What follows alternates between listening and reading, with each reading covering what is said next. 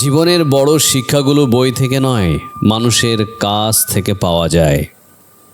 ছোটবেলায় আমরা ভাবতাম জ্ঞান মানেই বইয়ের পাতা, পরীক্ষার নম্বর, সার্টিফিকেটের ভারী স্তূপ।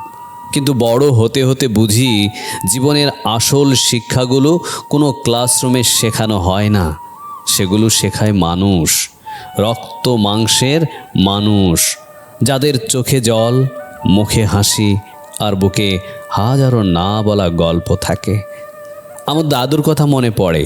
লেখাপড়া বেশি জানতেন না, কিন্তু জীবনের প্রতিটা মোড়ে তিনি এমন কথা বলতেন যা আজও আমার বুকে গেঁথে আছে। একবার বলেছিলেন, মানুষ চেনা যায় তার সচ্ছলতায় নয়, তার সংকটে। তখন বুঝিনি।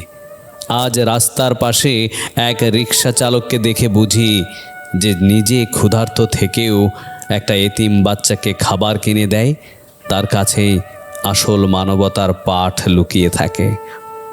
আজকের এই যান্ত্রিক যুগে যেখানে আমরা মোবাইলের স্ক্রিনে মুখ গুঁজে বসে থাকি, সেখানেও কিছু মানুষ প্রতিদিন নীরবে আমাদের শেখান।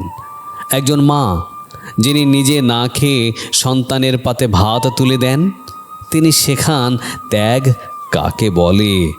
একজন বন্ধু যে বিপদের দিনে পাশে দাঁড়ায় কোনো স্বার্থ ছাড়াই, সে শেখায় বিশ্বাস কি জিনিস। একজন বৃদ্ধ ভিক্ষুক যিনি ভাঙা গলায়ও দোয়া করেন, তিনি শেখান কৃতজ্ঞতা কাকে বলে। বই আমাদের তথ্য দেয়, তত্ত্ব দেয়, কিন্তু অনুভূতি দেয় মানুষ। বই বলে না কিভাবে কারো চোখের জল মুছে দিতে হয়, কিভাবে নীরবে কারো পাশে দাঁড়াতে হয়, কিভাবে একটা ভাঙা মন জোড়া লাগাতে হয়।